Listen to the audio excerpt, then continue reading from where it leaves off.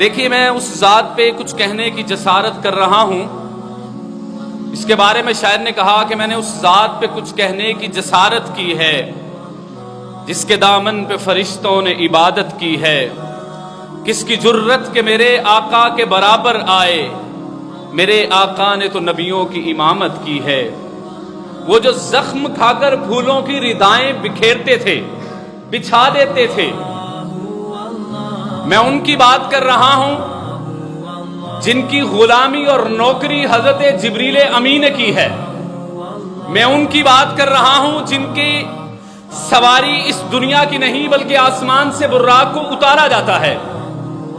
میں اس ذات کی بات کرنے لگا ہوں جن کو معراج اس دنیا پر نہیں ہوتا بلکہ ساتوں آسمان کے سینوں کو چیر کر عرش معلیٰ پر بلا کر فکانہ قاب قوسین او ادنا تک آپ کا مقام لے جا کر بتلایا جاتا ہے کہ رسول عرب و عجم کا مقام کیا ہے. میں اس ذات پہ کچھ کہنے کی جسارت کر رہا ہوں جن کا استقبال تمام انبیاء کر رہے ہیں. میں اس ذات پہ کچھ کہنے کی جسارت کر رہا ہوں، وہ بولتے ہیں تو قرآن بنتا ہے. میں اس ذات پہ کچھ کہنے کی جسارت کر رہا ہوں جن کی عظمت اور رفت اور مقام اور عزت کو بڑھانے کے لیے اللہ نے اپنے کلام کو نازل کر دیا ہے. میں اس ذات پہ کچھ کہنے کی جسارت کر رہا ہوں کہ جن کے وضو کا ایک قطرہ بھی صحابہ زمین پر گرنے نہیں دیتے. میں اس ذات پہ کچھ کہنے کی کوشش کر رہا ہوں جو چلتے ہیں تو کنکریاں کلمہ پڑھتی ہوئی لوگوں کو سنائی دیتی ہیں. میں اس ذات پہ کچھ کہنے کی کوشش کر رہا ہوں کہ جن کی انگلی اٹھتی ہے تو چاند دو ٹکڑے ہو جاتا ہے. میں اس ذات پہ کچھ کہنے کی کوشش کر رہا ہوں کہ وہ چاند کو صرف توڑتے ہی نہیں بلکہ توڑ کے جوڑ بھی دیتے ہیں.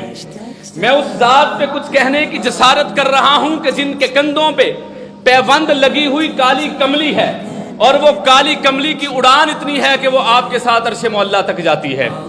میں اس ذات پہ کچھ کہنے کی کوشش کر رہا ہوں کہ جن کے نالین کی بلندی اتنی ہے کہ روئے زمین اور آسمان اور ستارے اور سیارے اور ہوا پانی اور آگ اور انسان اور جنات اور فرشتے میرے نبی کے پاؤں کے نیچے آ کر اللہ یہ بات سمجھانا چاہ رہے ہیں وہ ذات بڑی ہی اعلیٰ ذات ہے، وہ ذات بڑی ہی کریم ذات ہے. میں اس ذات پہ کچھ کہنے کی جسارت کر رہا ہوں جن کو ایک بدو نے چیلنج دیا تھا اگر یہ مری ہوئی گو زندہ ہو کر آپ کی گواہی دے دے تو میں آپ کی نبوت کو تسلیم کر لوں گا.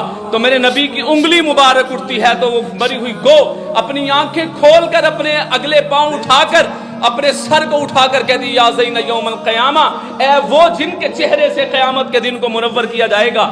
میں اس ذات پہ کچھ کہنے کی کوشش کر رہا ہوں جس پر فرشتوں نے سلام عرض کیا ہے. میں اس ذات پہ کچھ کہنے کی کوشش کر رہا ہوں جس کے بارے میں یہ قرآن کہتا ہے انا ارسلناک شاہدا ومبشرا ونذیرا وداعیا الی اللہ باذنہ وسراجا منیرا. دنیا جہان کی تمام سیاروں کو بھی اگر چاند تسلیم کر لیا جائے، میں کہتا ہوں تمام سیاروں کو بھی اگر سورج تسلیم کر لیا جائے اور ان کی روشنی کو ایک طرف رکھ لیا جائے، لیکن مدینے والی سرکار کے چہرے کی روشنی آج بھی ان سب سے زیادہ ہے. میں ان ذات پہ کچھ کہنے کی جسارت کر رہا ہوں جن کے بارے میں شاعر کہتا ہے کہ کتنا پیارا ہے نام محمد جس میں نکتہ بھی رب کو گوارا نہیں ہے. خود خدا نے یہ فرما دیا محبوبہ جو تمہارا نہیں وہ ہمارا نہیں ہے.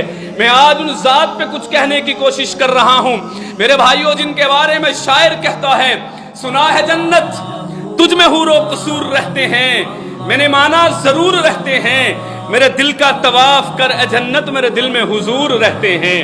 میں اس ذات پہ کچھ کہنے کی کوشش کر رہا ہوں جن کے بارے میں شاعر کیا کہتا ہے کتنا پیارا ہے نام محمد. اور شاعر کہتا ہے نام محمد سے دلوں کو سرور ملتا ہے، نگاہ فکر کو تازہ شعور ملتا ہے، اور نصیب کیسا بھی ہو نام محمد لے کے رب سے جو بھی مانگو ضرور ملتا ہے. اور شاعر کہتا ہے میں اس ذات پہ کچھ کہنے کی کوشش کر رہا ہوں اس کے بارے میں شاعر کہتے ہیں کہ جینے کی طرف دیکھ نہ مرنے کی طرف دیکھ، جینے کی طرف دیکھ نہ مرنے کی طرف دیکھ، دل پر جب چوٹ لگے تو مدینے کی طرف دیکھ.